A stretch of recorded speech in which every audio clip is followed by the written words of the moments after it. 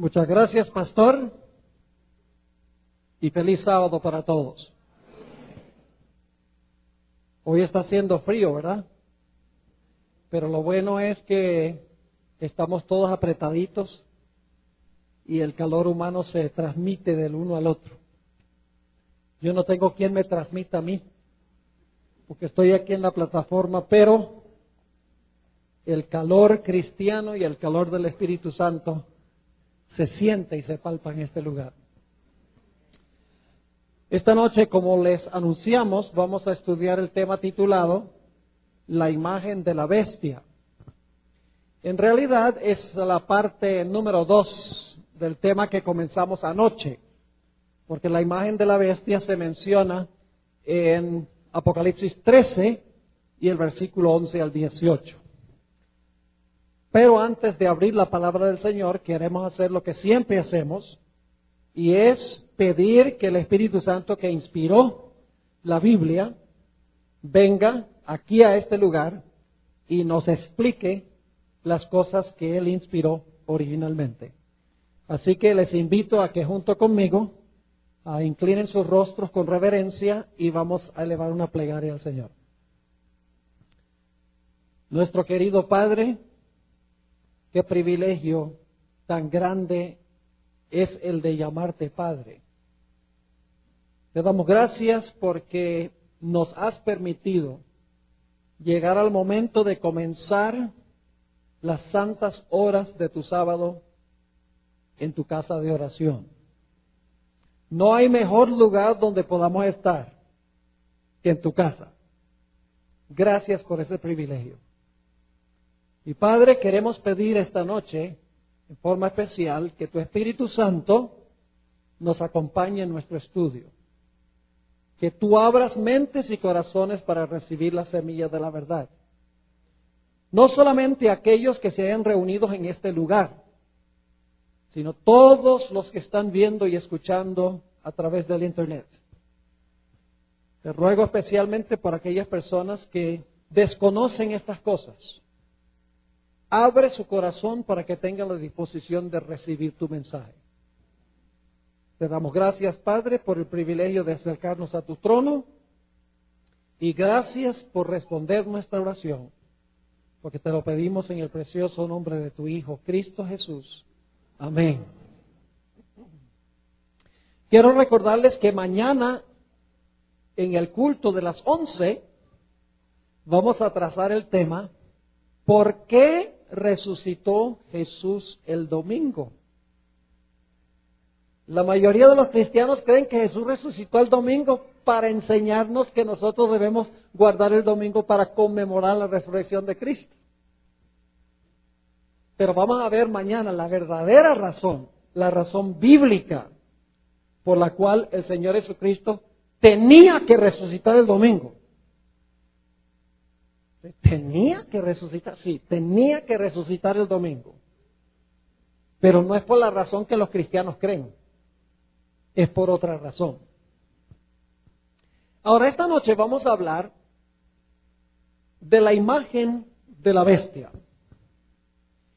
Pero antes de hablar de la imagen de la bestia, necesitamos repasar algunas cosas que hemos estudiado durante las últimas sesiones aquí.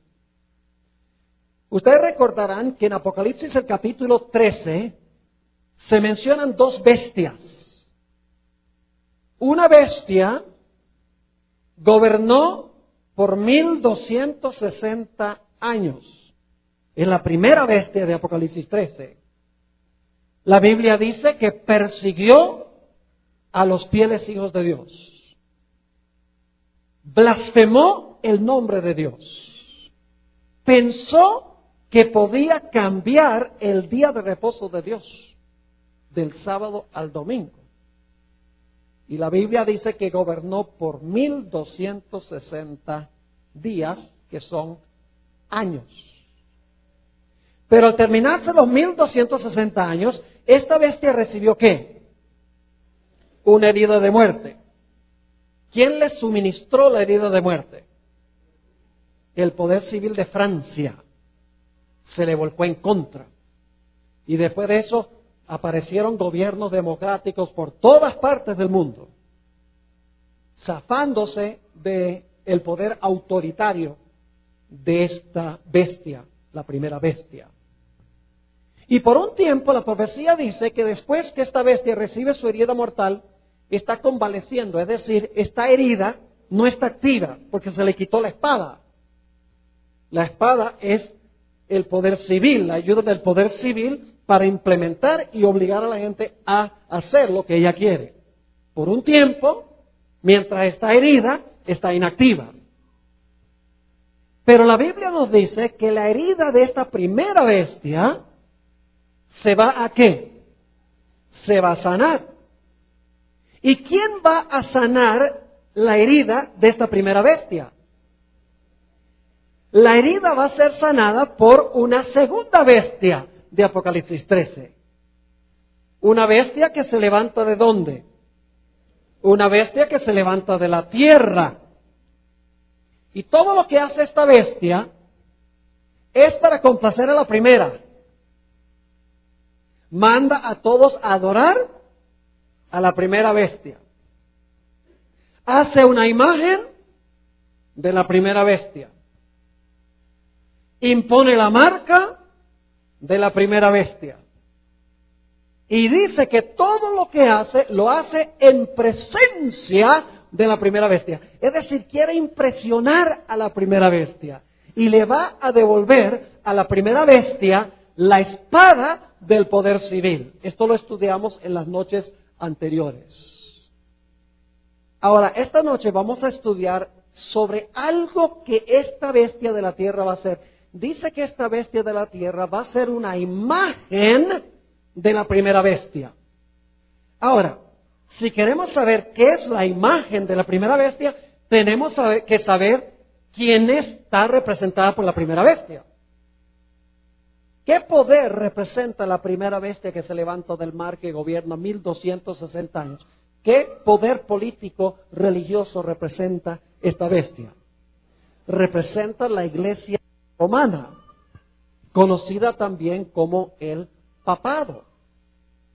Ineludiblemente, ya estudiamos las características, no hay forma de zafarse de que esa es la interpretación correcta. Lo hicimos de una forma disciplinada. No cabe duda que la primera bestia representa a la iglesia romana. Y yo pregunto, ¿qué caracterizaba a la iglesia romana durante los 1260 años? ¿Cuál era su característica central? Sí, cambió la ley, persiguió a los santos, pero ¿qué hizo? ¿Unió qué? Unió el poder religioso de la iglesia con ¿qué? Con la espada del poder civil. Mató con la espada, dice en Apocalipsis 13. Es decir, que la característica principal de esta bestia es que usó el poder civil para obligar a la gente a creer como ella enseñaba y a practicar lo que ella dice que se debía practicar. Ahora, si esta segunda bestia que se levanta de la tierra va a ser una imagen de la primera bestia, ¿qué significaría eso? ¿Qué es una imagen? Es una representación, una réplica. Es decir, es un reflejo, ¿verdad? Por ejemplo, se hace una imagen, una foto es una imagen, ¿sí o no? Se saca una foto de alguien, la foto es la imagen del individuo que es el original. Ahora yo pregunto entonces, cuando esta segunda bestia hace la imagen de la primera bestia, la imagen se va a parecer mucho ¿a qué? Se va a aparecer mucho como lo que fue ¿qué? La primera bestia. Es decir, va a ser una reproducción de lo que hizo la primera bestia.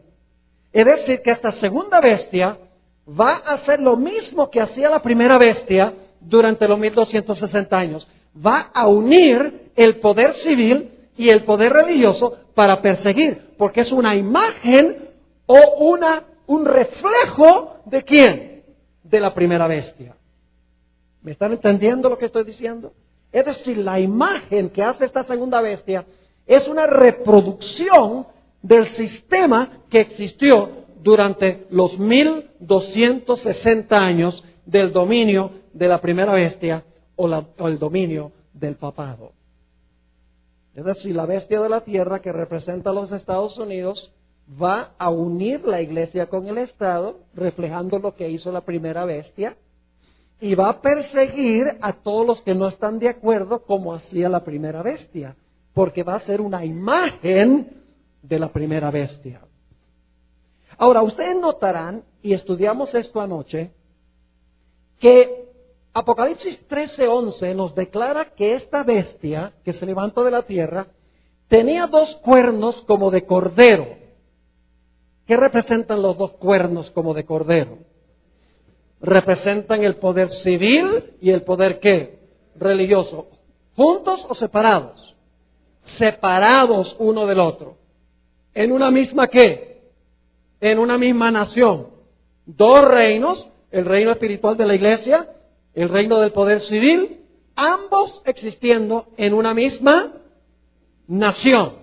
¿Y esa nación cuál es? Esta nación es los Estados Unidos de América. Pero nos dice que esa bestia que tiene 2 cuernos como de cordero va a terminar hablando como un dragón. Ahora tenemos que detenernos un momento allí. Dice que va a hablar como un dragón. Ahora mi pregunta es esta: ¿qué representa el dragón? Si va a hablar como un dragón, tenemos que saber qué representa el dragón, para saber el nombre de quién está hablando esta bestia de la tierra. ¿Qué representa el dragón? Escuchen lo que voy a decir. El dragón, en su sentido primario, representa a Satanás. ¿De acuerdo? Claro que sí. En Apocalipsis 12 y el versículo 9 dice: fue lanzado fuera aquel gran dragón, la serpiente antigua, que se llama Diablo y Satanás.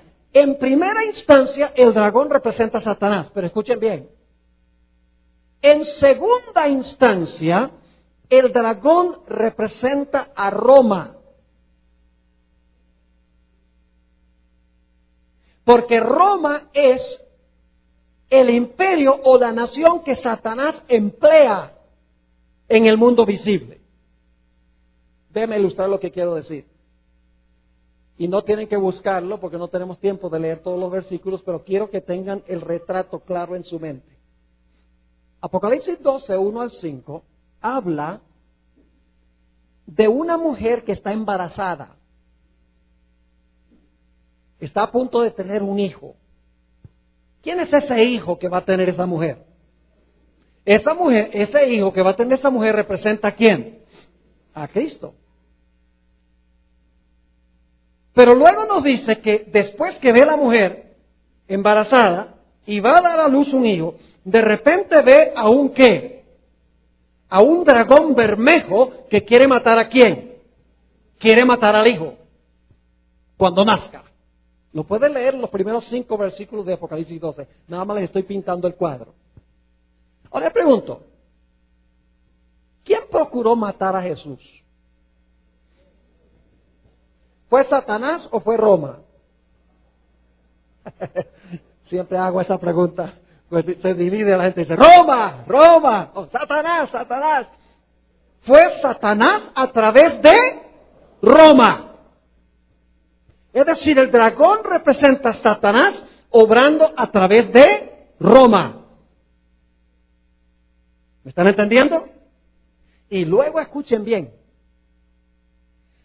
Nos dice en Apocalipsis 12 que después que el niño creció y fue arrebatado a Dios y a su trono, es decir, habla de la ascensión de Jesús, dice que el dragón, ahora escuchen bien, en el versículo 6 de Apocalipsis 12, dice que el dragón persiguió a la mujer que había dado a luz al niño. ¿Y cuánto tiempo lo persiguió? Tiempo, tiempos y la mitad de un tiempo. Ahora yo pregunto, ¿quién persiguió a la iglesia durante los 1260 años? ¿Fue el dragón o fue el cuerno pequeño? Daniel 7 dice que fue el cuerno pequeño que persiguió por tiempos, la mitad de un tiempo. Apocalipsis 12 dice que fue el dragón que persiguió por tiempos, la mitad de un tiempo. Es decir, ¿quién está detrás del cuerno pequeño? Detrás del cuerno pequeño está Satanás. Porque en Daniel 7 dice que fue el cuerno pequeño que persiguió, y en Apocalipsis 12 dice que el dragón persiguió a la mujer. Es decir, es Satanás obrando a través de ¿qué? ¿De cuál poder? De Roma. ¿Cuál Roma? De Roma papal. ¿Sí me están siguiendo o no? Satanás a través de Roma trata de matar al niño. Satanás a través de Roma trata de matar a la mujer. Y en Apocalipsis 13:11 dice que en el tiempo del fin, después que se sana la herida mortal, dice que la bestia de la tierra habla como un dragón. ¿Como quién habla esta nación? ¿Como quién? Satanás. ¿Y qué más? Satanás obrando a través de Roma. Porque en todas las etapas, Roma es el poder que está delante de Satanás. Satanás está detrás del telón. ¿Me están entendiendo? Es decir, el dragón a través de Roma trata de matar al niño. El dragón a través de Roma papal trata de matar a la iglesia fiel. Y Satanás a través de esta nación habla como un ¿qué? Como un dragón. Es decir, no solamente habla como Satanás, sino que habla como Roma. ¿Sí entendieron ese punto? Ahora, escuchen. ¿Qué significa que esta bestia hablaba como un dragón? ¿Cómo habla una nación? Anoche estudiamos sobre el origen de los Estados Unidos. ¿Qué clase de gobierno fue el que se estableció por los padres constitucionales? ¿Una monarquía? No. Una república. Yo pregunto, ¿cómo habla una república? Una república habla, el pueblo habla a través de sus ¿qué? A través de sus representantes que eligieron al Congreso. ¿Sí o no? Ahora permítame leerles aquí una cita del Conflicto de los Siglos, página 495. Conflicto de los Siglos, página 495. Fíjense lo que dice la escritora. Dice, el hablar de la nación son los actos de sus autoridades legislativas y judiciales. ¿Qué es el hablar? Dice ella, los actos de sus autoridades legislativas y judiciales. Por esos actos, la nación desmentirá los principios liberales y pacíficos que expresó como fundamentos de su política. ¿Cómo habla entonces una nación que es una república? Elige a sus representantes y entonces la voz del pueblo es el Congreso. Es decir, el Congreso habla en nombre de el pueblo que los eligió. Eso es un gobierno republicano, es un gobierno representativo, en otras palabras, donde toda la nación tiene representantes y el pueblo habla a través de sus representantes. Quiere decir entonces que esta bestia que tiene dos cuernos como de cordero, esta bestia que profesa creer en la separación de iglesia y Estado, en dos reinos en una misma nación, el poder civil y el poder religioso, no juntos ni revueltos, sino separados, ¿qué van a hacer sus autoridades legislativas y judiciales? Van a hablar contrario a lo que representan los dos ¿qué? Los dos cuernos. Es decir, van a hablar como el dragón, como Roma. ¿Y cómo se portaba Roma? ¿Qué hacía Roma papal durante los 1260 años? Unía la iglesia con el Estado. Es decir, que esta nación va a hablar de esa misma manera, como habló el dragón durante los 1260 años. Ahora quiero repasar brevemente lo que estudiamos anoche. ¿Recuerdan la primera enmienda a la Constitución de los Estados Unidos? Es muy importante. La primera enmienda a la Constitución de los Estados Unidos dice: el Congreso no hará ninguna ley que establezca religión.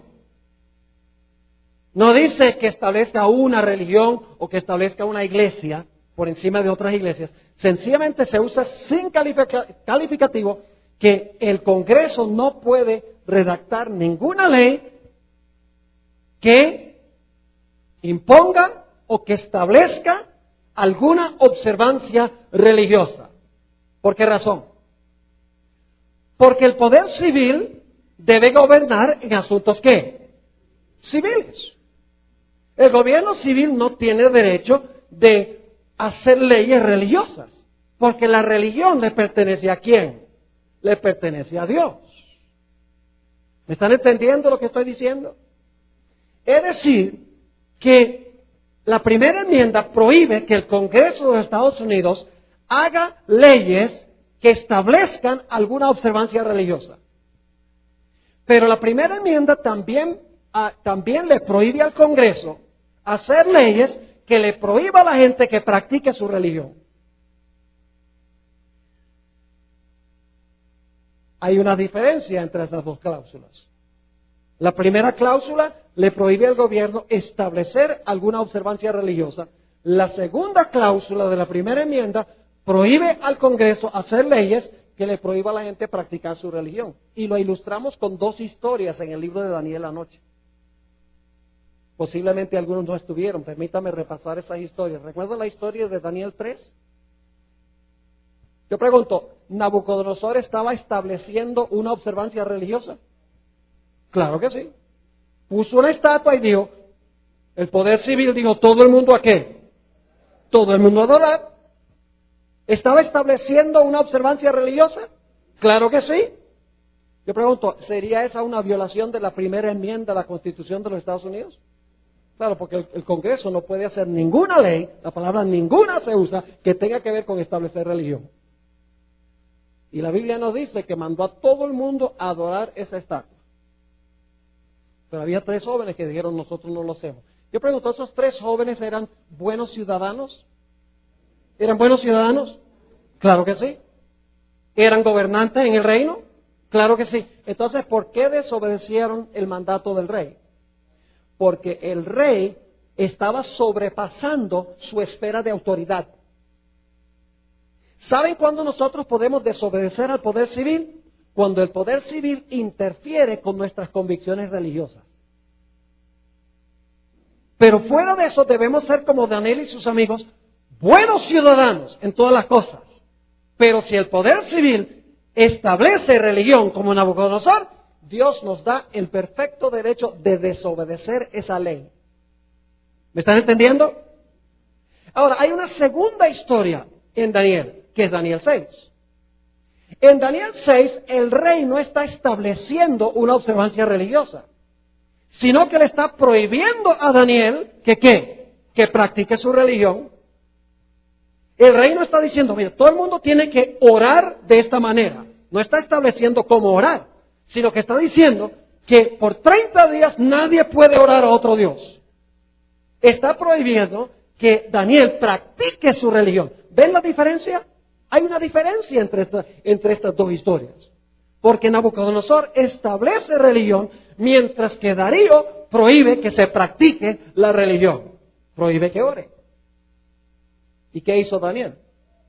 La Biblia dice que Daniel fue, abrió las ventanas y 3 veces al día desobedeció la ley del reino. ¿Tenía derecho de desobedecer la ley del reino? ¿A quién le pertenece la oración? ¿Al poder civil o a Dios? Entonces el poder civil no puede decirme cómo orar, si debo orar, si no debo orar, si debo postrarme, si debo pararme, si debo sentarme. El poder civil no puede decir nada con respecto a la oración. Porque la oración es un deber que le debo a quién. La oración es un deber que yo le debo a Dios. Es decir, la primera enmienda a la Constitución de los Estados Unidos, y ustedes están escuchando un poquito de la historia de los Estados Unidos y el sistema político de los Estados Unidos, porque va a jugar un papel en las profecías, por eso estoy compartiendo esto con ustedes. La Biblia nos dice que los Estados Unidos va a repudiar los principios de la primera enmienda a la Constitución de los Estados Unidos de América. Permítame leerles una cita que encontramos en los escritos de Elena White, en el libro Maranata, página 177. Escuchen bien lo que dice. Dice, vendrá el tiempo en que los hombres no solo prohibirán trabajar el domingo. Yo pregunto, ¿es eso establecer religión? Sí.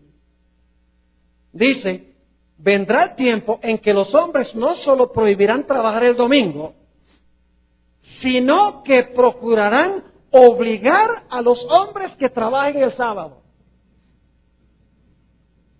Yo pregunto, ¿la imposición del domingo como día de reposo por el poder civil es establecer una observancia religiosa? Claro que sí. El prohibir que alguien guarde el sábado es una violación de la primera enmienda que dice que el Congreso no puede hacer una ley que prohíba que usted practique su religión. Claro que sí. Y sin embargo la escritora dice claramente que vendrá el tiempo en que los hombres no solo prohibirán trabajar el domingo, sino que procurarán obligar a los hombres que trabajen el sábado. Y se les pedirá que renuncien el sábado y se suscriban al domingo, y si no lo hacen, se les exigirá que entreguen su libertad y su vida. Escuchen, la Biblia nos dice que durante los 1260 años, el cuerno pequeño o la bestia pensó que podía cambiar ¿qué cosa? La ley. ¿Y cuál fue ese cambio? El cambio fue primordialmente del día de reposo del sábado al domingo, sin autoridad bíblica. Porque no hay ningún texto en la Biblia que diga que el día de reposo fue cambiado del sábado al domingo. Y la iglesia romana lo reconoce. Ellos dicen, nosotros fuimos los que cambiamos el día de reposo del sábado al domingo, no porque la Biblia lo dice, sino por la tradición eclesiástica. Es decir, que durante los 1260 años, el cuerno pequeño o la bestia cambiaron el día de reposo, y al final de la historia van a imponer ese día de reposo bajo pena de muerte. Es decir, se va a completar lo que este poder hizo durante las edades oscuras o durante la Edad Media. Ahora, inmediatamente nos preguntamos esto. Si los Estados Unidos proclamaran una ley dominical de que todos tienen que guardar el domingo, ¿eso sería inconstitucional? Cualquier niño de 4 años entendería que una ley dominical, establecer el domingo como día de reposo por una ley del Congreso, sería una violación de la primera enmienda que dice que el Congreso no puede establecer religión. Sería la prohibición de observar el sábado una violación de la primera enmienda de la Constitución de los Estados Unidos. Claro que sí, porque el Congreso no puede hacer ninguna ley o redactar ninguna ley que prohíba que usted practique su religión. Obviamente, este tipo de ley sería una ley inconstitucional. Cualquiera lo puede entender. Porque establecer el domingo es una violación de la primera enmienda que dice que no puede establecer religión, y la prohibición del sábado es una violación donde dice que el Congreso no puede hacer leyes que la gente practique su religión. Clarito. Y sin embargo, Apocalipsis 13 nos dice que esta bestia que tiene los 2 cuernos como de cordero que profesa creer en la separación de iglesia y Estado, al mismo tiempo que conserva los dos cuernos, habla como un dragón. Es decir, no hemos de esperar que los Estados Unidos desarraigue la primera enmienda de la Constitución. No es que ellos van a decir, no, eso no nos sirve ya, saquemos eso que dice que el Congreso no puede establecer religión, ni puede prohibir que usted practique su religión. Saquemos esa enmienda de la Constitución. No la van a sacar, la van a dejar allí. Porque la bestia que tiene dos cuernos de cordero, sigue teniendo los dos cuernos como de cordero, mientras habla como un dragón. Es decir, todavía va a decir, nosotros creemos en libertad civil y religiosa, pero en la práctica van a contradecir eso. ¿Me están entendiendo? Claramente la profecía lo dice, porque dice, tenía dos cuernos como de cordero, mas hablaba como un ¿qué? Mas hablaba como un dragón. Ahora, permítame hablarles un poco sobre los tres ramos del gobierno que hay en los Estados Unidos para que ustedes puedan entender cómo va a pasar esto. Los Estados Unidos, como muchos otros países democráticos, tiene tres ramos de gobierno. Tiene el ramo legislativo. ¿Y qué hace la legislatura? ¿Redacta qué? Redacta las leyes. El poder ejecutivo, ¿qué hace el poder ejecutivo? Hace cumplir las leyes. Y el tercer ramo es el poder judicial. ¿Qué es lo que hace el poder judicial? El Poder Judicial, por lo menos en los Estados Unidos, especialmente la Corte Suprema, interpreta las leyes. El propósito de la Corte Suprema de los Estados Unidos es decir si una ley es constitucional o no. Es decir, todo el poder para decidir si una ley es constitucional o inconstitucional yace en las manos de 9 personas. Yo pregunto, ¿qué sucedería si el Congreso de los Estados Unidos hace una ley dominical o redacta una ley dominical, se lleva a la Corte Suprema y la Corte Suprema dice que esa ley es constitucional? La ley va. ¿Me están entendiendo? ¿Qué tal si el Congreso hace una ley que dice que ya no se puede guardar el sábado? Y claro, va a haber gente que dice, eso es una violación de la primera enmienda. Lo llevan a la Corte Suprema de los Estados Unidos y la Corte Suprema dice, no, esa ley no es inconstitucional. ¿Sería inconstitucional esa clase de ley?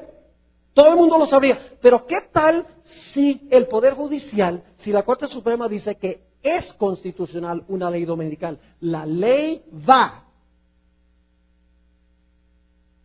El ramo de gobierno más poderoso de los Estados Unidos es la Corte Suprema de Justicia de los Estados Unidos.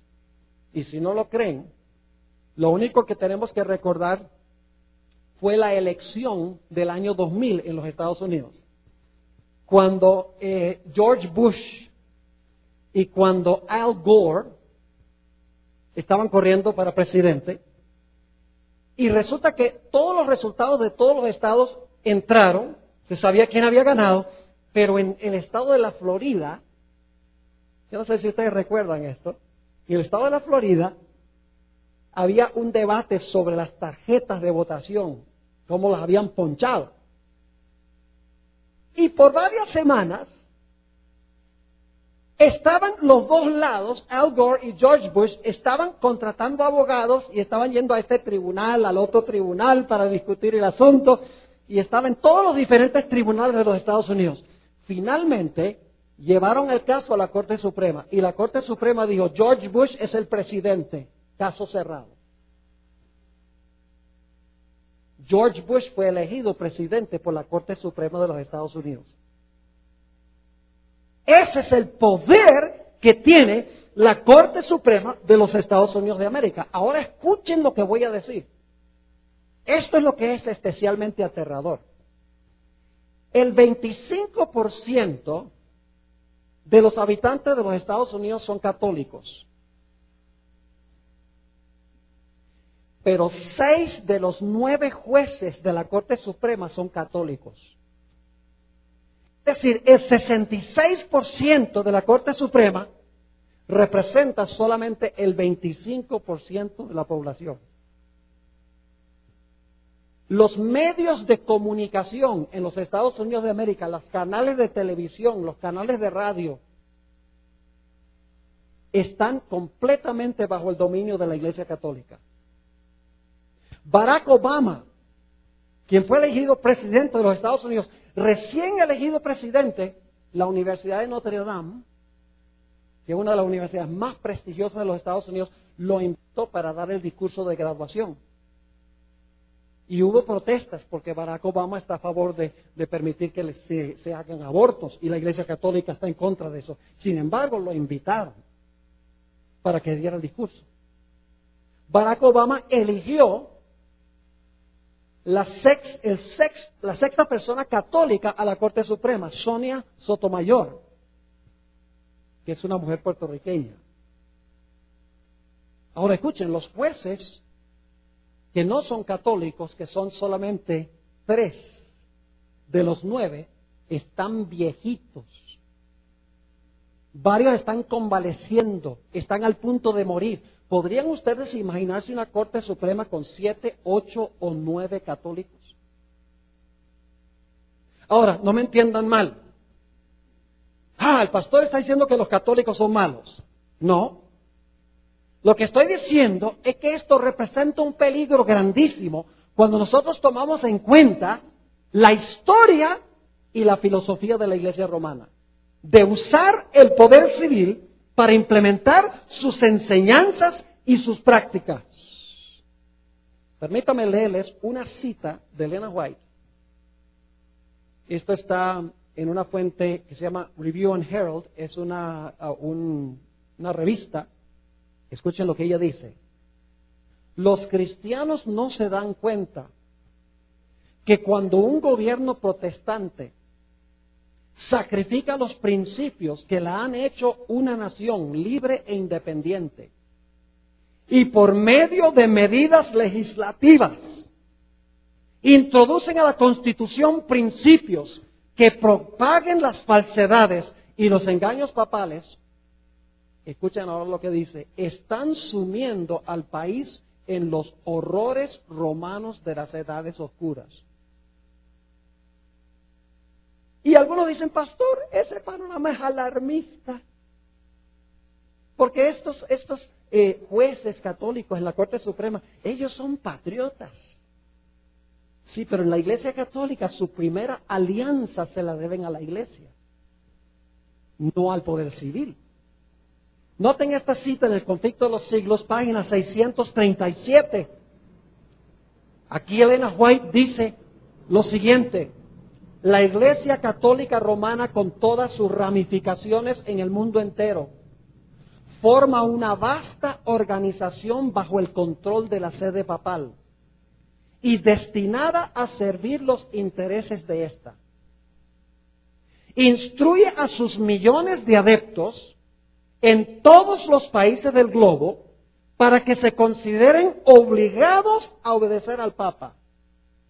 Sea cual fuere la nacionalidad o el gobierno de estos, deben considerar la autoridad de la Iglesia como por encima de todas las demás. Aunque juren fidelidad al Estado, siempre quedará en el fondo el voto de obediencia a Roma, que los absuelve de toda promesa contraria a los intereses de ella. Un teólogo católico dijo esto: en la minoría somos un cordero, en la igualdad somos como una serpiente y en la mayoría somos como un león. Eso debe indicarnos algo. Y la gente dice, pero pastor, la Iglesia romana, mire, no pareciera que tuviera esos planes de implementar un sistema como en la Edad Media de persecución contra aquellos que no están de acuerdo con la Iglesia. Conflicto de los Siglos 628 nos dice: forma parte de la política romana asumir el carácter que le permita realizar mejor sus fines. Ahora escuchen esto. Pero bajo la apariencia variable del camaleón, oculta el veneno invariable de la serpiente. Escuchen lo que voy a decir. La iglesia romana es en realidad un estado con fachada religiosa. La fachada religiosa es la que le pone al público. Pero detrás del telón maniobra políticamente con los gobiernos del mundo para recuperar el poder que perdió. Y las profecías dicen que va a recuperar su poder. Y todo el mundo se va a maravillar en pos de la bestia. Y aunque no lo crean, va a pasar. No porque lo digo yo, sino porque lo dice la Sagrada Escritura. Permítame leerles otra cita. Dicho sea de paso, cuando Elena G. de White escribió estas cosas, todo el mundo estaba diciendo que el papado estaba muerto. ¿Saben por qué? Porque en 1870, lo que yo voy a leer fue escrito en 1888, pero en 1870 se le dio una segunda herida mortal al papado. Víctor Emanuel III, el emperador de Italia, confiscó todos los estados papales. Yo no sé si ustedes saben lo que eran los estados papales. Italia se componía de un montón de mini países que se llamaban los estados papales. Y Víctor Emanuel III confiscó todos esos estados papales y unió a Italia. Es decir, hizo de Italia una nación. Y en protesta, los papas, 3 papas, Pío IX, Pío X y Pío XI, se encerraron en el Vaticano por 59 años en protesta porque le habían quitado los estados papales. Y todo el mundo decía, mire, ningún país en Europa quiere nada con el papado, nadie está ayudando al papado. Su poder está liquidado, pero en el contexto en que todos estaban diciendo que la herida mortal era permanente y que no iba a recuperarse de su herida mortal, Elena White escribió cosas como las que voy a leer ahora. Contrario a la corriente de su época, porque estaba siguiendo lo que dice la Biblia. Dice, cuando la tierra que el Señor levantó para darle refugio a su pueblo, para que pudieran adorarle conforme a los dictados de sus propias conciencias. La tierra sobre la cual Dios ha colocado por largos años el escudo de la omnipotencia. La tierra que Dios ha favorecido, haciéndola depositaria de la religión pura de Cristo. Cuando dicha tierra, está hablando de los Estados Unidos, cuando dicha tierra, por medio de sus legisladores, la voz del pueblo, por medio de los legisladores, repudie los principios del protestantismo. ¿Y saben cuáles son los principios del protestantismo? Libertad civil y libertad religiosa. Separación entre iglesia y Estado. Sigue diciendo. Cuando repudie los principios del protestantismo y apoye la apostasía romana que procuró alterar la ley de Dios, entonces se revelará la obra final del hombre de pecado. Los protestantes le brindarán toda su influencia y apoyo al papado. Los Estados Unidos es un país primordialmente protestante, ¿sí o no? Fue fundado por protestantes. Tiene una historia muy diferente que la historia de Latinoamérica. Latinoamérica fue colonizado por los españoles. Los Estados Unidos fue establecido por protestantes. Y no venían a saquear, sino que venían a establecerse en un lugar donde pudieran tener libertad de conciencia. Los españoles vinieron a saquear. Por eso cuando se celebraron los 500 años de la venida de Colón a América, en 1992, había países como la República Dominicana que protestaron la celebración de eso. Porque dijeron, ¿qué tenemos para celebrar? Se llevaron todo el oro a España y mataron montones de los indígenas, obligándolos a hacerse cristianos. Fue muy diferente la historia de los Estados Unidos. Fue una nación establecida por protestantes que en su constitucionalidad dijeron va a haber una separación de iglesia y Estado. Anoche estudiamos eso, que era radicalmente diferente que Europa en la Edad Media. porque seguía los principios del protestantismo. Sigue diciendo ella. Los protestantes le brindarán toda su influencia y apoyo al papado. Por un acto nacional. ¿Qué es un acto nacional? Es cuando el Congreso hace ¿qué cosa? Redacta una ley. Por un acto nacional. Impondrán la observancia del falso sábado, y ahora escuchen la terminología, y le darán vida y vigor. Si hay que darle vida y vigor es porque ¿qué? Porque ahora no tiene vida y vigor. ¿Porque tiene qué? ¿Qué tiene ahora? Una herida mortal.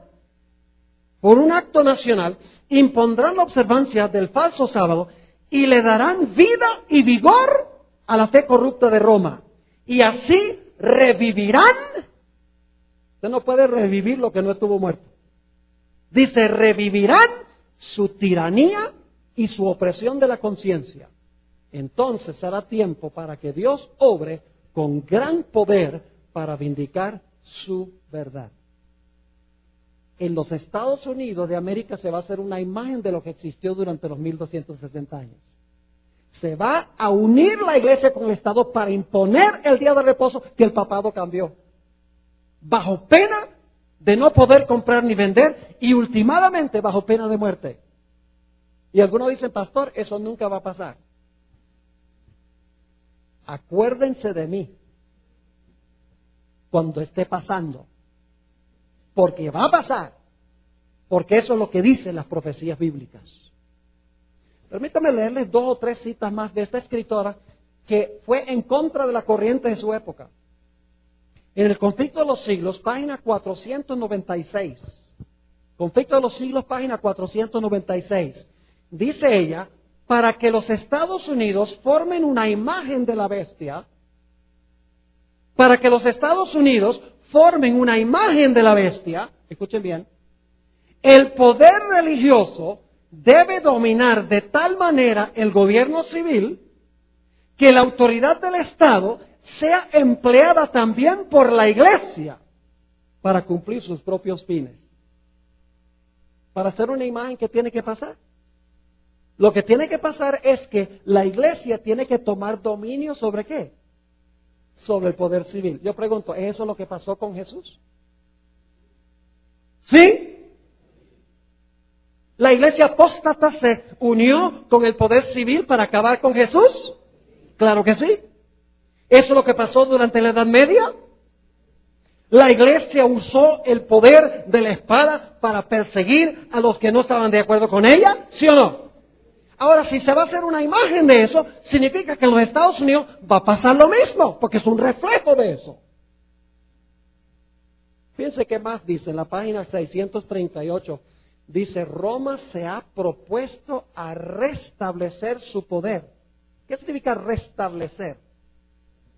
Usted no puede restablecer lo que ya no estaba establecido una vez. Dice ella, Roma se ha propuesto a restablecer su poder y a recuperar la supremacía que perdió.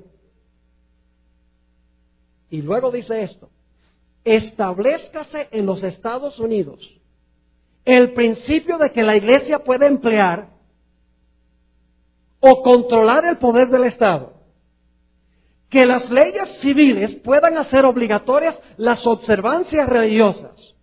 En una palabra, que la autoridad de la iglesia con la del Estado debe dominar las conciencias y el triunfo de Roma quedará asegurado en la gran república de la América del Norte.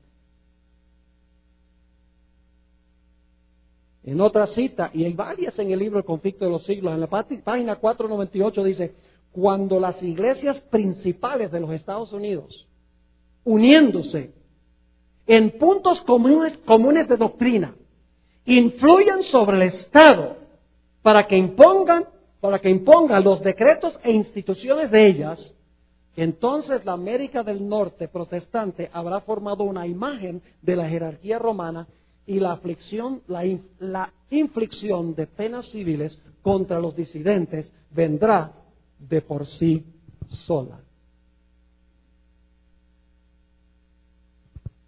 ¿Cuántos países del mundo van a seguir el ejemplo de los Estados Unidos? Bueno, usted sabe que dice en Apocalipsis, y todo Colombia se maravilló en pos de la bestia.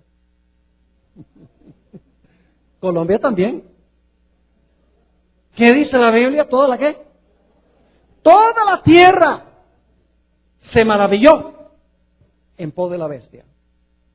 Por eso es que Elena White en Testimonios para la Iglesia, tomo 6, página 18, dice, al unirse los Estados Unidos, la tierra de la libertad, con el papado, para oprimir las conciencias y para obligar a todos que honren el falso sábado, la gente de todo país del globo será inducido a seguir su ejemplo. ¿Cuántos países del globo? Todos. Y algunos dicen, pero pastor, ¿y los musulmanes qué? ¿Y los países hindúes qué? ¿Y los países budistas qué? Lo único que les puedo decir, yo no sé cómo va a pasar, pero lo único que les puedo decir es que ellos también van a seguir. Y lo más seguro es que va a pasar en medio de grandes problemas mundiales, problemas económicos, desastres en todas partes del planeta, donde la gente va a decir, tenemos que unirnos, y si no nos unimos, el planeta va a desaparecer. ¿Y saben qué más va a pasar? Se van a aparecer espíritus de demonios disfrazados de familiares diciendo que fueron enviados por Dios para decir que todos debemos guardar el domingo como día de reposo. Créanme que cuando pase eso, los incrédulos van a creer bien rápido. El diablo tiene cosas preparadas que nosotros no podemos ni siquiera imaginarnos para engañar a la gente. La Biblia dice que los engaños serán tan grandes que engañará, si fuere posible, aún a quienes, aún a los mismos escogidos. Saben que en años recientes en los Estados Unidos, las iglesias protestantes han hecho un esfuerzo grande por unirse con el poder papal. Le menciono, por ejemplo, 2 documentos. Un documento se llama Evangélicos y Católicos Juntos o Unidos. Básicamente ese documento está firmado por grandes líderes católicos y grandes líderes protestantes de diferentes iglesias, donde ellos dicen que ya no se debe hacer proselitismo, no se debe pelear sobre las cosas que no tienen en común, sino todos deben unirse en base a las doctrinas que tienen en común y deben participar juntos en la evangelización del mundo. Pero la pregunta clave es, ¿cuál evangelio? El evangelio bíblico no es el evangelio de la Iglesia romana. Además de eso, los luteranos. Lutero fue el que se separó de Roma. 1517. Firmaron un documento que se llama Declaración Conjunta sobre la Justificación por la Fe. Esa fue la doctrina que dividió a los protestantes de la Iglesia romana. Y básicamente el documento que fue firmado por católicos y por luteranos dice que la pelea entre Lutero y la Iglesia romana era una pelea sobre asuntos semánticos, pero que básicamente la Iglesia romana y la Iglesia luterana están de acuerdo en el tema de la justificación por la fe. Impresionante. Elena White dice en el conflicto de los siglos 622, los protestantes se han entremetido con el papado y lo han patrocinado. Han hecho, ahora escuchen bien, han hecho transigencias y concesiones que sorprenden a los mismos papistas y les resultan incomprensibles. La misma Iglesia Católica, no podemos creer que los protestantes hayan cedido tanto. Sigue diciendo, los hombres cierran sus ojos ante el verdadero carácter del romanismo, ante los peligros que hay que temer de su supremacía. Hay necesidad de despertar al pueblo para hacerle rechazar los avances de este enemigo peligrosísimo de la libertad civil y religiosa. Y ustedes los colombianos no tienen ninguna excusa.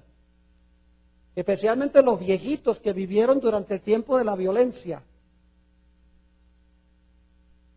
Porque ustedes lo palparon aquí, en carne y sangre.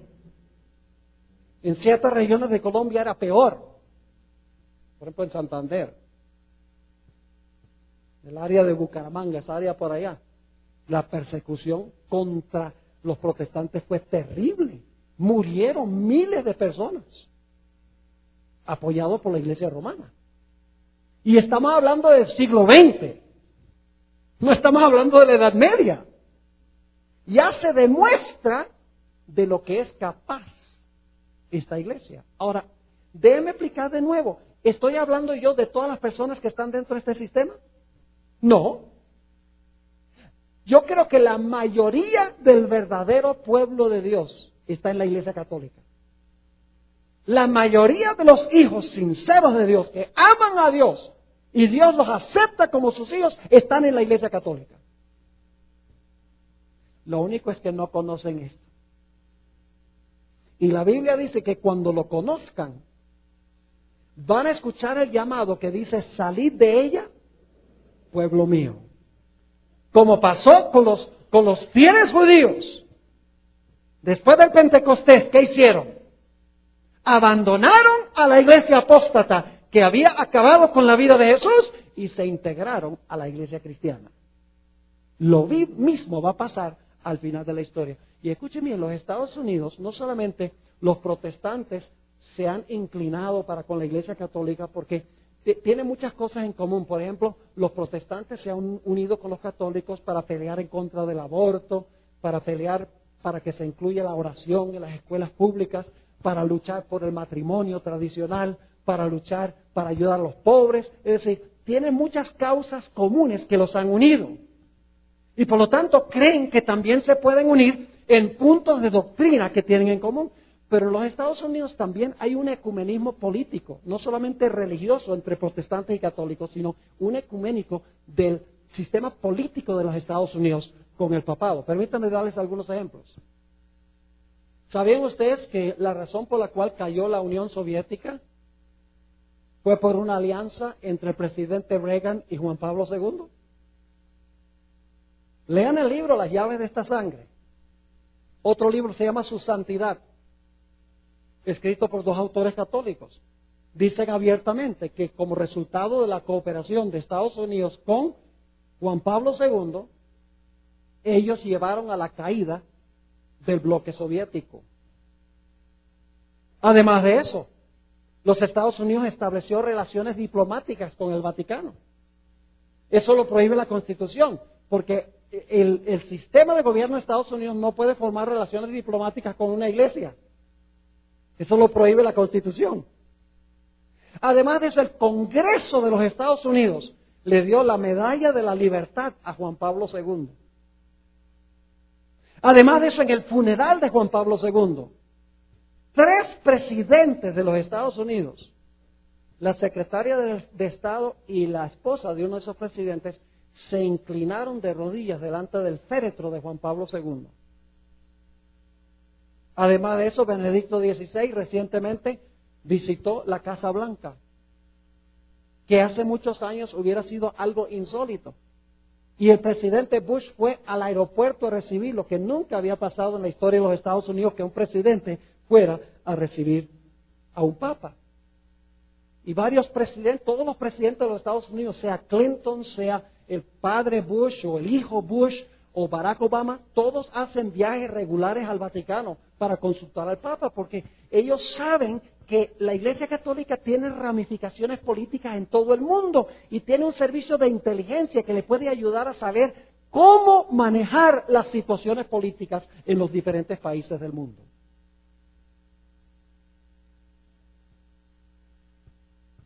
Poncio Pilato nos enseña una gran lección.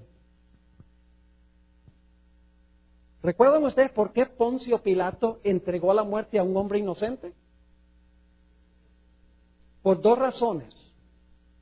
Número 1, porque tenía temor de ¿qué? De perder su puesto político. Y número 2, porque los líderes religiosos lo exigieron, hicieron un escándalo. Escuchen lo que dice Elena White sobre lo que va a pasar en los últimos días. Testimonios para la Iglesia, tomo 4, página 451, dice: a fin de asegurarse la popularidad y el apoyo, es decir, votos. Los legisladores cederán a la exigencia por una ley dominical. ¿Por qué van a ceder los legisladores? Por asegurarse la popularidad y el apoyo. ¿Eso fue lo que hizo Poncio Pilato? Exactamente lo mismo. Dice también ella, en la Review and Herald, diciembre 24, 1889, los ministros de las varias denominaciones están actuando por subterfugio, es decir, por debajo de cuerdas, trazando planes de gran importancia para el pueblo de Dios. Y el objetivo de esta maniobra secreta es ganar el apoyo popular para la imposición del domingo como día sagrado. Si los ministros, escuchen bien, si los ministros pueden convencer al pueblo que favorezcan una ley dominical, ¿quiénes son los que quieren la ley dominical? ¿Quiénes eran los que querían la muerte de Cristo? Y no estoy diciendo que todos los pastores de todas las iglesias son apóstatas. Tal vez la mayoría de los pastores tampoco conocen lo que estamos estudiando aquí. ¿Saben por qué razón? El diablo es de verdad un diablo. No hay iglesia en el mundo que interprete las profecías como lo hemos hecho aquí durante esta semana. ¿Sabe cómo interpreta la Iglesia Católica esta profecía del anticristo, de la abominación asoladora, del hombre pecado? Ellos dicen, esas profecías se cumplieron por allá en el Antiguo Testamento con un personaje que se llamaba Antíoco Epífanes. Por lo tanto, no tiene nada que ver con nosotros.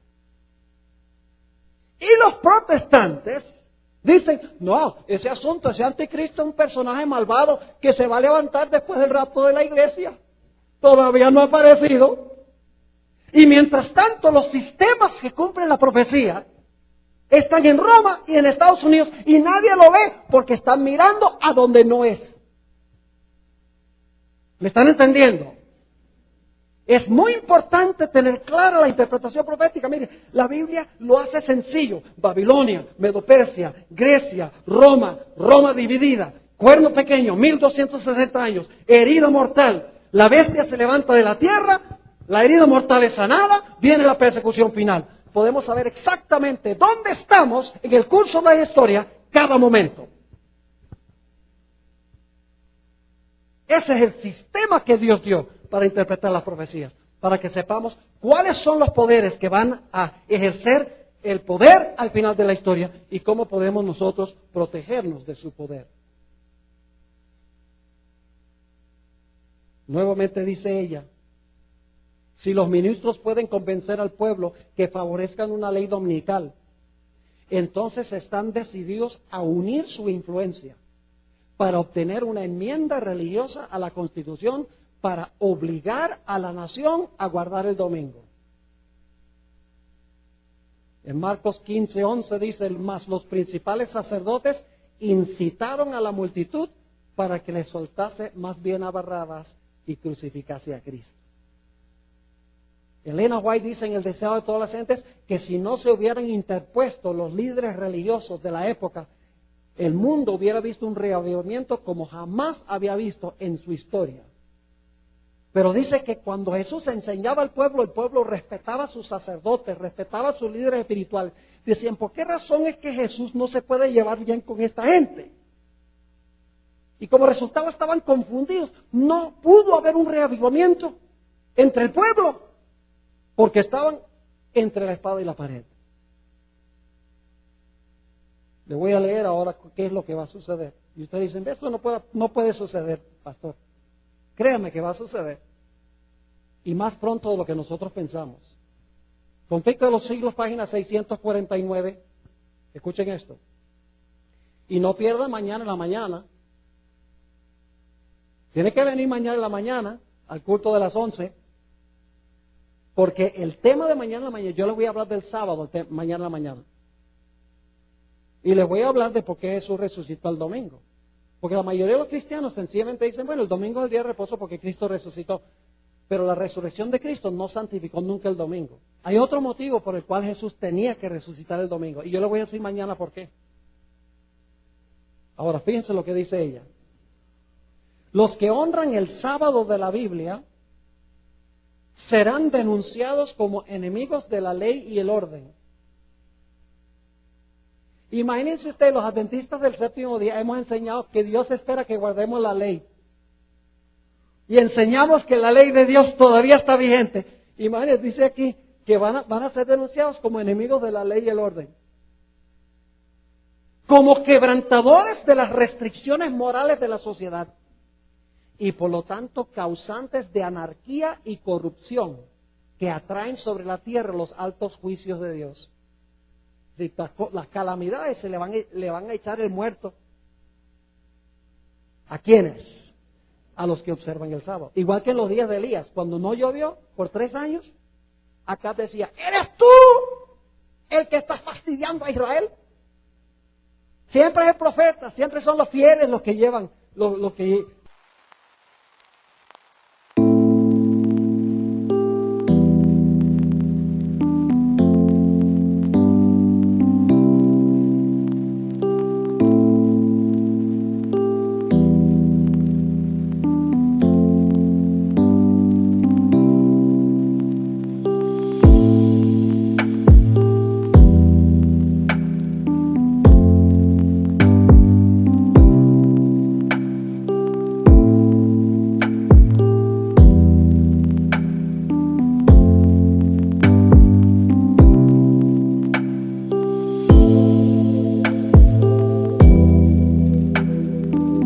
que carguen con platos rotos. Sigue diciendo, sus escrúpulos de conciencia serán presentados como obstinación, terquedad y rebeldía contra la autoridad. Y de verdad será rebeldía contra el gobierno civil. Y usted dice, ¿no debemos obedecer al gobierno civil? Sí, siempre y cuando el gobierno civil gobierne en asuntos civiles. Pero cuando el gobierno se toma poderes que no le dio Dios, que no le pertenecen, entonces tenemos derecho a desobedecer. Sigue diciendo, serán acusados de deslealtad hacia el gobierno. Los ministros que niegan la obligación de observar la ley divina predicarán desde el púlpito que hay que obedecer a las autoridades civiles porque fueron instituidas por Dios. Y seguro van a citar Romanos 13, donde dice que el poder civil es servidor de Dios. Pero no es servidor de Dios para imponer un día de reposo. Sigue diciendo, en las asambleas legislativas y en los tribunales se calumniará y condenará a los que guardan los mandamientos. Se falsearán sus palabras y se atribuirán a sus móviles las peores intenciones. Ahora quiero relatarles 2 historias para concluir nuestro estudio esta noche. ¿Les ha quedado claro lo que estamos estudiando? ¿Saben lo que es la imagen?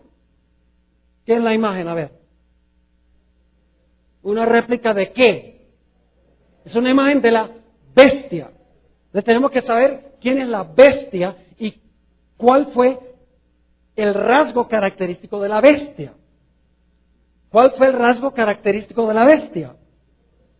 La iglesia usó el poder civil para perseguir a los que no estaban de acuerdo con la iglesia. Entonces, ¿qué es la imagen?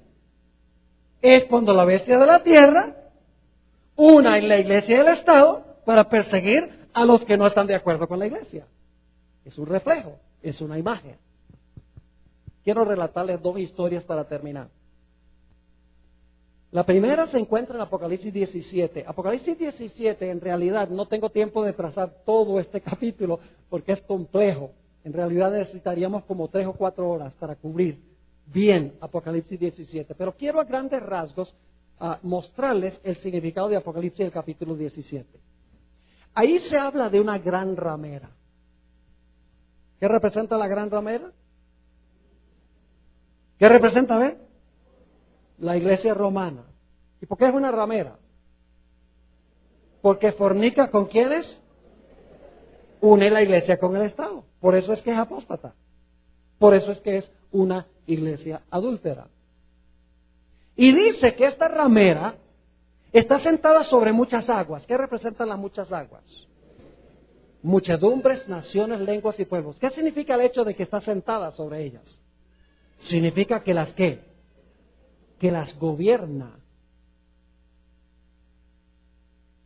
Ahora se la llama la madre de las rameras, lo cual significa que tiene ¿qué? Hijas que nacieron de ella.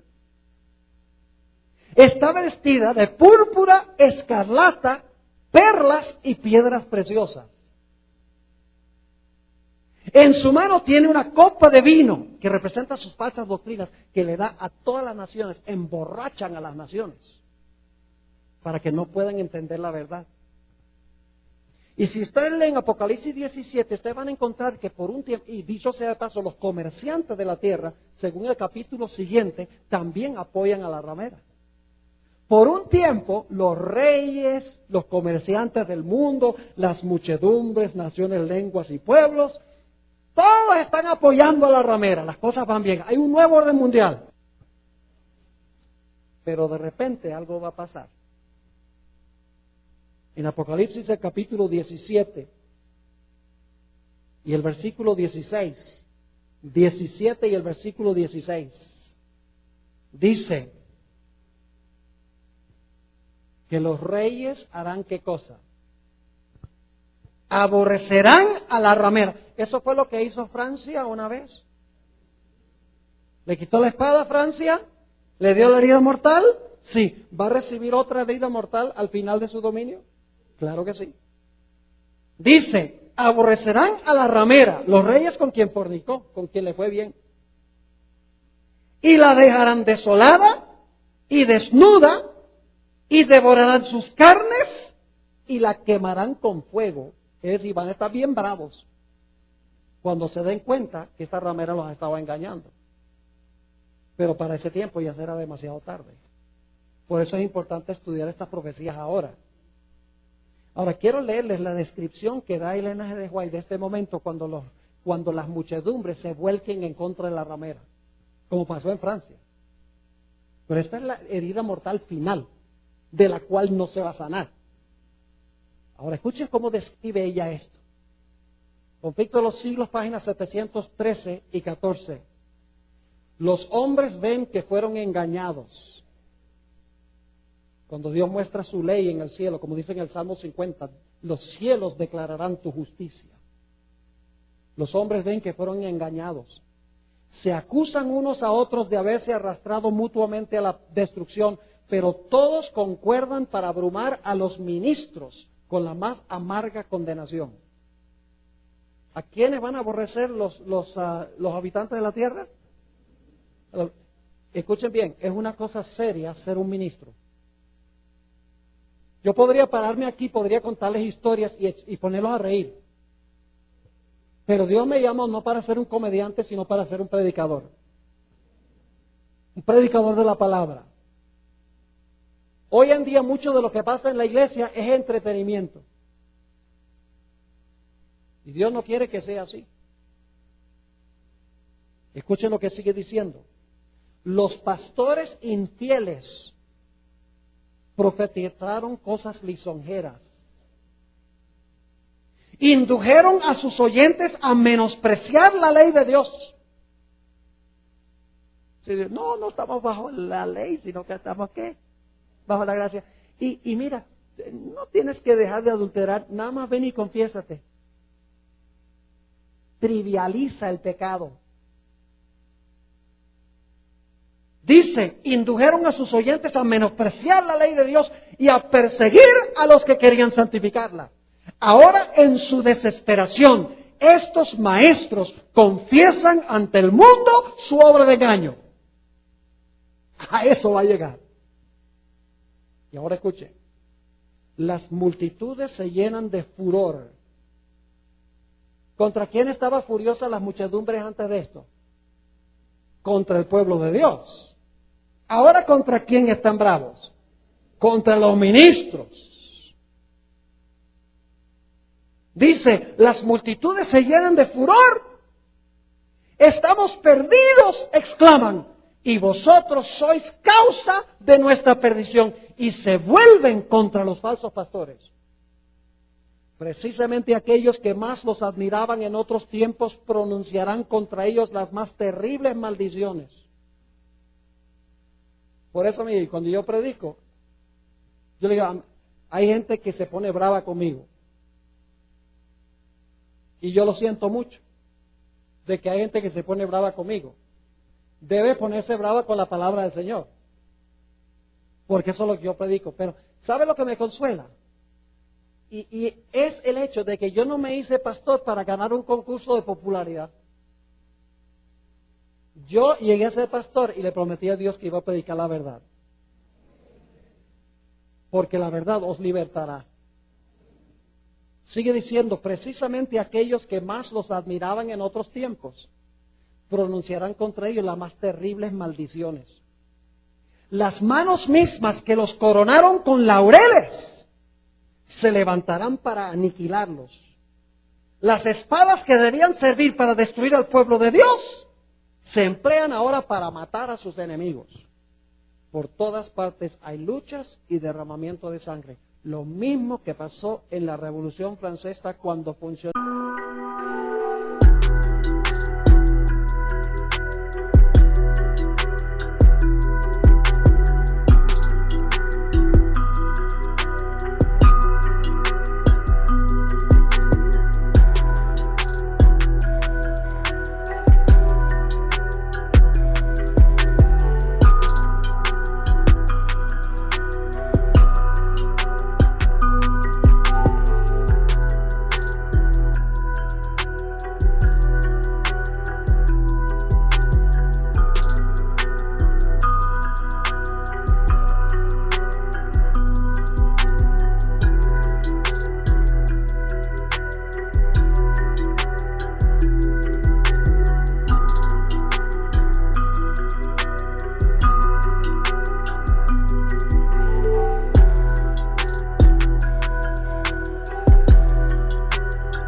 La guillotina y chorreaba la sangre por las calles de París. La última historia que quiero compartir con ustedes es la historia que encontramos en el libro de Esther. Interesante esta historia. Había un hombre malévolo llamado Amán, y él había logrado convencer al rey de que el rey diera un decreto de que todo el mundo tenía que inclinarse y rendirle pleitesía. Pero había un individuo que dijo, no, yo no voy a rendirle pleitesía porque yo soy obediente a la ley de Dios, no me voy a inclinar ni voy a adorar a Amán. Aunque el rey dijo que todo el mundo lo haga, no lo voy a hacer. ¿Tenía razón Mardoqueo en hacer eso? Claro, porque el rey no tenía ningún derecho de mandar que la gente adorara a Amán.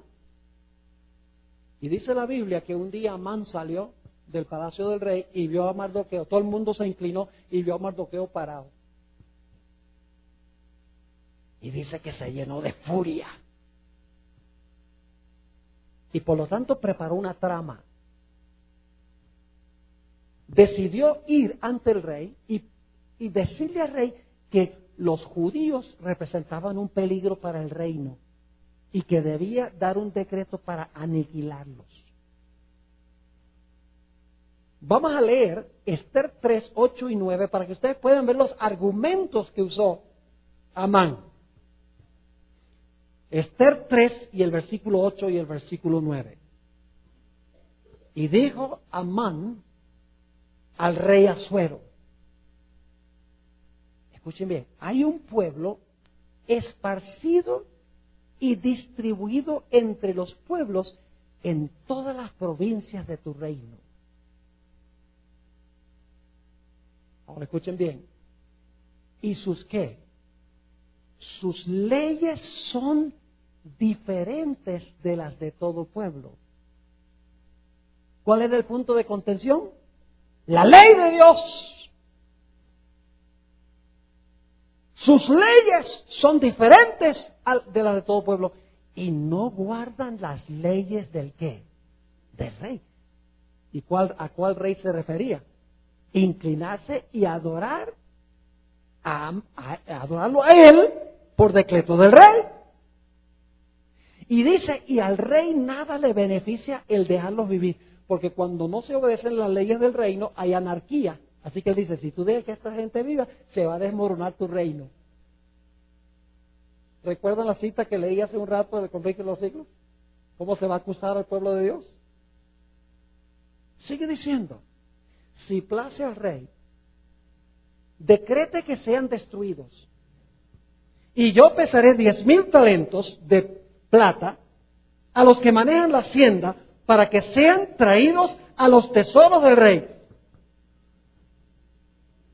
Y la Biblia dice que Amán con el anillo del rey estampó la firma sobre el decreto y dijo, ahora este pueblo, que es un dolor de cabeza, va a ser extirpado de la existencia. Claro que Amán no contaba con la astucia de Dios. Y no voy a contarles toda la historia, cómo Dios intervino a través de Esther para revocar tal vez no revocar el decreto, pero para que el pueblo se pudiera defender cuando llegara ese día. Ahora, ¿sabes lo que es interesante? El rey pensaba que Amán era su amigo y por eso dio esta ley religiosa en contra de los que no querían adorar. Pero cuando el rey se despertó y se dio cuenta que este personaje lo estaba engañando, ¿qué sucedió? Ahora la ira del rey no era contra el pueblo de Dios, sino que la ira del rey estaba en contra ¿de quién? De Amán. Y en vez de morir el pueblo de Dios, murió Amán. Fíjense cómo este patrón se repite vez tras vez tras vez. ¿Quiénes terminaron siendo comida de gatos? ¿A quiénes se los comieron los leones? Los que planearon la trama y trataron de usar al rey para hacer esta ley religiosa. Ellos terminaron siendo comida. ¿Quiénes murieron cuando los 3 jóvenes fueron echados al horno? Los que los echaron. ¿Quién murió en la horca que fue preparada para Mardoqueo? Amán. Los judíos usaron a Roma para acabar con Jesús y luego ¿qué hizo Roma? Acabó con ellos. En 1798 el papado usaba los poderes civiles del mundo. ¿Qué hizo Francia? Lo había apoyado y se le volcó en contra. Y Apocalipsis 17 dice que esta ramera que usó a los reyes para perseguir al pueblo de Dios, los reyes se van a volcar y la van a aborrecer. ¿Me están entendiendo lo que estoy diciendo? Todas las profecías apuntan a este clímax. Y escuchen bien, no quiero que ustedes se asusten esta noche. ¡Ay, ese fue hace un tiempo terrible, qué susto! No. ¿Libró Dios a Mardoqueo? ¿Libró a Daniel? ¿Libró a los 3 jóvenes? Dios siempre interviene para librar. Serán tiempos difíciles. Pero la Biblia dice que en aquel tiempo se levantará Miguel, aquel príncipe que está por los hijos de tu pueblo. Y será tiempo de angustia. Va a haber un tiempo de angustia, no me crean que no. Será un tiempo de angustia cual no hubo desde que existió nación. Pero en aquel tiempo será libertado tu pueblo. Todos los que se hallaren escritos en el libro. ¿Cuándo es que nosotros debemos desarrollar esa fidelidad? Si no, pastor, cuando llegue ese momento Dios hace como un roble.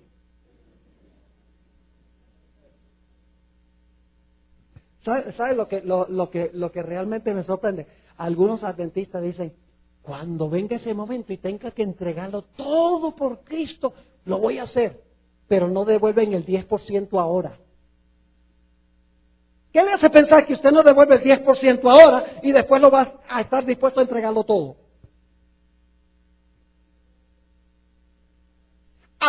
es que nos preparamos? Preparamos un carácter que pueda mantenerse firme en ese tiempo. Debemos estar estudiando nuestras Biblias, debemos estar orando, debemos estar contándole a otros estas cosas, porque yo quiero ver a esa gente en todas las iglesias salvas en el reino de Jesús. Lo que yo estoy compartiendo esta noche no es por odio, ni por ira, ni porque no quiero a la gente que pertenece a todas las iglesias. Si yo no quisiera a la gente de la iglesia, no estaría predicando esto. Dejaría que se queden ahí. Porque algunos dicen, no, pastor, es que este no es un mensaje de amor. ¿Ustedes creen que cuando Dios dice que si alguno adora a la bestia y su imagen y recibe su marca en su frente, en su mano, él mismo beberá la ira de Dios y será atormentado con fuego y azufre por los siglos de los siglos? ¿Es un mensaje de amor? Lo dice Dios. ¿Sabe por qué Dios nos da esa advertencia? Porque Él no quiere que terminemos ahí. Las advertencias fuertes de Dios también son por amor. Quiere sacudirnos y decir, mira, prepárate, porque lo que viene es candela. Prepárate. ¿Dónde estamos nosotros? ¿Dónde estamos en nuestra vida espiritual? ¿Cuánto estamos leyendo la Biblia? ¿Cuánto estamos estudiando la Biblia, escudriñando la Escritura? No estoy hablando de la matutina. La matutina es buena.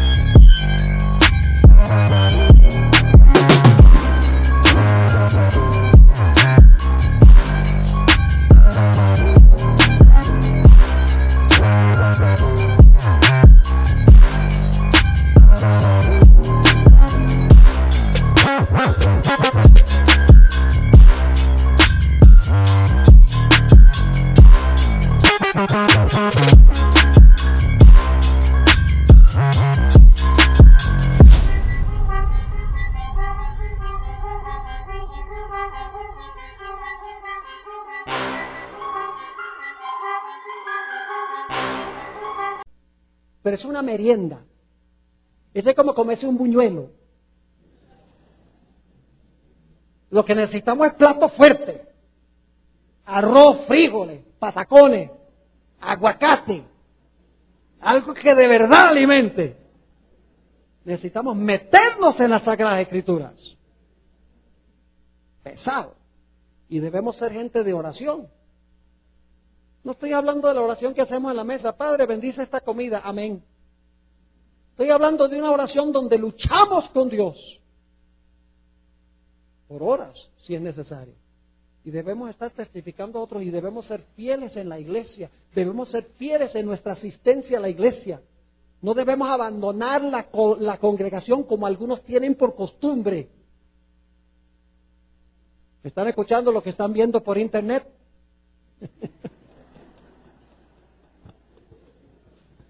Que pueden quedarse en la comodidad de su casa.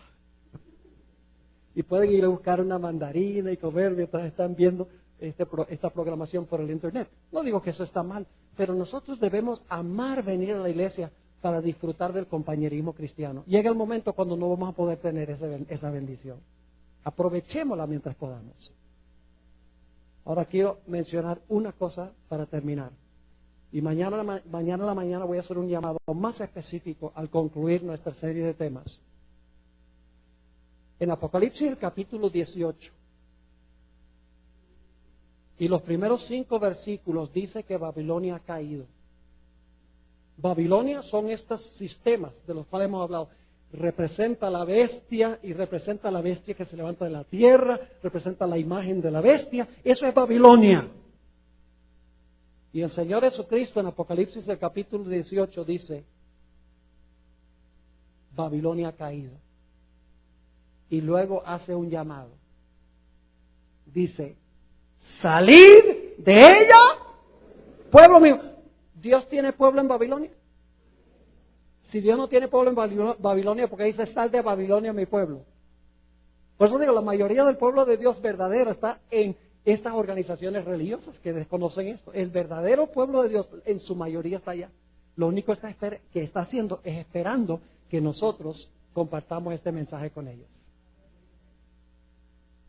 Si me permiten una ilustración para terminar. Algunas personas me han dicho, pastor, estos mensajes lo que hacen es espantar a la gente y enojar a la gente. Permítame contarle un par de historias. Una bíblica y también un par de historias que yo he tenido en mi iglesia. ¿Ustedes recuerdan el sermón que predicó Esteban en Hechos 7? Oye, si ustedes leen eso, al final de ese sermón dice, ustedes mataron a Jesús. Y dice la Biblia que los corazones de ellos rugían de ira y crujían los dientes, porque Esteban había predicado un mensaje tan fuerte. ¿Y saben ustedes quién especialmente estaba bien bravo? Saulo de Tarso. ¿No hubiera sido mejor que Esteban predicara un sermón más blandito? Yo pregunto, ¿valió la pena que hubiera predicado Esteban ese sermón? ¿Valió la pena? Claro que sí. Porque ¿saben por qué? Porque después que él predicó el sermón, estaban los judíos furiosos con él, y especialmente Saulo de Tarso estaba furioso con Esteban. Pero el Espíritu de Profecía dice que Saulo de Tarso sabía que Esteban